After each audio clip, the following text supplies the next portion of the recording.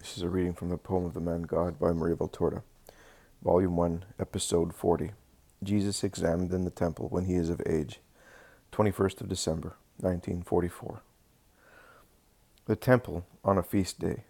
People going in and coming out of the enclosure gates, crossing yards, halls, and porches, disappearing in this or that building on the various floors which form the bulk of the temple. Also the group of Jesus' family go in singing psalms in low voices. All the men are in front. The women come behind. Other people have joined them, perhaps from Nazareth, perhaps their friends in Jerusalem. I do not know. Joseph, after worshipping the Most High with all the others, at the point, obviously where men were allowed to do so, the women stopped on a lower landing, parts from the rest, and with his son goes back through some yards. He then moves to one side and enters a vast room which looks like a synagogue. I do not know why. Were there synagogues also in the temple? He speaks to a Levite, and the latter disappears behind a striped curtain, then comes back with some elder priests. I think they are priests. They are certainly masters in the knowledge of the law, and they are therefore appointed to examine the believers. Joseph introduces Jesus. First of all, they both bow down deeply to the 10 doctors who have sat down with dignity on low wooden stools. Here, he says, this is my son. 3 months and 12 days ago he reached the age which the law prescribes to become of age. I want him to comply with the prescriptions of Israel. I would ask you to note that his constitution proves that he is no longer in his childhood or minority, and I ask you to examine him kindly and fairly, to judge that what I hear his father have stated is the truth. I have prepared him for this hour and for this dignity of the son of the law. He knows the precepts, the traditions, the decisions, the customs of the fringes and the phylacteries. He knows how to say the daily prayers and blessings. Therefore, since he knows the law in itself and in its 3 branches of Halashah, Midrash, and Agadah, he can behave as a man. Therefore I wish to be free from the responsibilities of his actions and of his sins. From now on he must be subject to the precepts, and he must pay himself the penalty for his failures towards them. Examine him. We will. Come forward, child. What is your name? Jesus of Joseph, from Nazareth. A Nazarene. Can you therefore read? Yes, Rabbi, I can read the words which are written, and those which are construed in the words themselves. What do you mean? I mean that I understand also the meaning of the allegory, or of the symbol which is hidden under the appearance, as a pearl does not appear, but it is inside an ugly, closed shell. A clever answer, and a very wise one. We seldom hear that on the lips of adults, in a child, and a Nazarene in addition. The attention of the 10 has been awakened.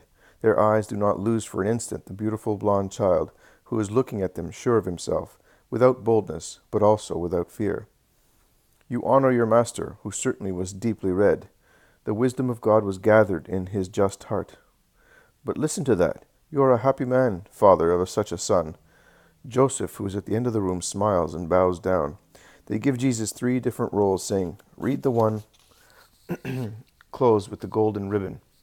Jesus opens the roll and reads. It is the Decalogue. But after the first few words, one of the judges takes the roll from him, saying, go on by heart. Jesus continues, so sure of himself that he seems to be reading. Every time he mentions the Lord, he bows down deeply. Who taught you that? Why do you do that? Because that name is holy, and it is to be pronounced with a sign of internal and external respect. Subjects bow down to their king, who is king only for a short time, and he is dust. To the King of Kings, the Most High Lord of Israel, who is present even if he is only visible to the spirit. Shall not every creature bow down, since every creature depends on him with eternal subjection?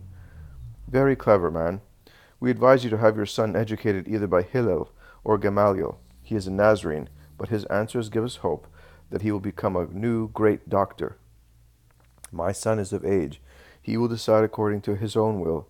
If his decision is an honest one, I will not oppose it. Listen, child. You said, remember to sanctify feast days, not only for yourself, but also for your son and your daughter, your servant and your maidservant. Even for your horse it is said that they must not work on Sabbaths.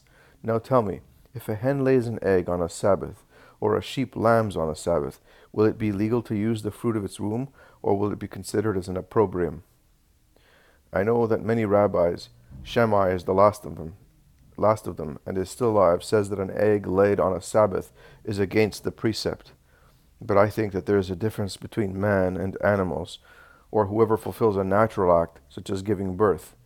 If I compel a horse to work, I am responsible for its sin, because I force it to work with a whip. But if a hen lays an egg which has matured in its ovary, or a sheep lambs a little one on a Sabbath, because it is ready to be born, no, such a deed is not a sin, neither is the egg laid or the lamb born on the Sabbath a sin in the eyes of God. But why, if every kind of work is a sin on Sabbaths? Because to conceive and give birth correspond to the will of the Creator, and comply with the laws which He gave to every creature. Now the hen does nothing but obey the law, according to which after so many hours of growth an egg is complete and ready to be laid. And the sheep also obeys the laws laid by Him who created everything, according to which laws twice a year, when springtime is on the meadows in bloom, and when the trees in the forest lose their leaves, and men muffle themselves up because of the intense cold, sheep should mate, so that later they may give milk, meat, and nourishing cheese.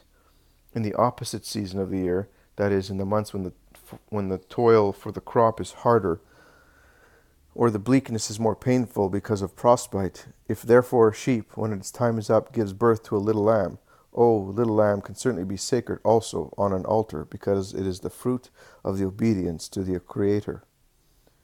I would not examine him any further. His wisdom is greater than the wisdom of grown-up people, and is really surprising. No, he said that he is capable of understanding also the symbols. Let us hear him. First, let him say a psalm, the blessings, and the prayers. Also the precepts. Yes, repeat the midrashiyot. Jesus repeats a long litany of don't do this, don't do that, without any hesitation. If he were still obliged to keep all those limitations, rebels as we are, I'm sure that no one would be saved. That is enough. Open the roll with the green ribbon. Jesus opens it, and he is about to read. Further on, yes, further on. Jesus obeys. That is enough. Now read and explain it, if you think there is a symbol. In the Holy Word it is seldom missing. It is we who cannot see and apply it. I read 4th Book of the Kings, chapter 22, verse 10. Then Shaphan, the secretary, informed the king, saying, Hilkiah the high priest has given me a book. And Shaphan read it aloud in the king's presence. On hearing the contents of the law of God, the king tore his garments and gave the following. Read after all the names. The following order. Go and consult Yahweh on behalf of me, and the people on behalf of the whole of Judah, about the contents of this book that has been found. Great indeed must be the anger of Yahweh blazing out against us, because our ancestors did not obey what this book says, by practicing everything written in it. That is enough.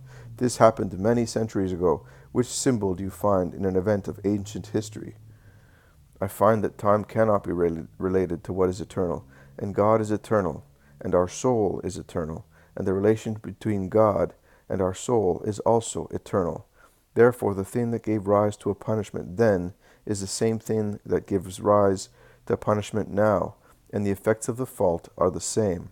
That is, Israel is no longer acquainted with the wisdom which comes from God. It is to him, and not to poor men, that we must apply for light. And it is not possible to have light if there is no justice and loyalty to God. That is why men sin, and God, in his anger, punishes them. We are no longer acquainted, but what are you saying, child? And the 613 precepts? The precepts exist, but they are mere words. We know them, but we do not practice them. That is why we are not acquainted with them. This is the symbol. Every man, in every period of time, must consult the Lord to know his will, and comply with it to avoid drawing his anger on himself. The child is perfect. Not even the trap of the tricky question has upset him in his reply. Let us take him to the real synagogue. They go into a larger and more splendid room. The first thing they do there is to shorten his hair. His big curls are picked up by Joseph. They then tighten his red tunic with a long band turned several times round his waist. They tie some little fringes to his forehead, arm, and mantle. They fix them on with a kind of studs. They then sing psalms, and Joseph praises the Lord with a long prayer, invoking all blessings on his son. The ceremony is over. Jesus goes out with Joseph. They go back to where they came from. They join their male relatives. They buy and offer a lamb. Then, with the slaughtered victim, they reach the women. Mary kisses her Jesus. It seems she has not seen him for years. She looks at him now that he is more manly in his clothes and in the style of his hair. She pats him. They go out, and it all ends here.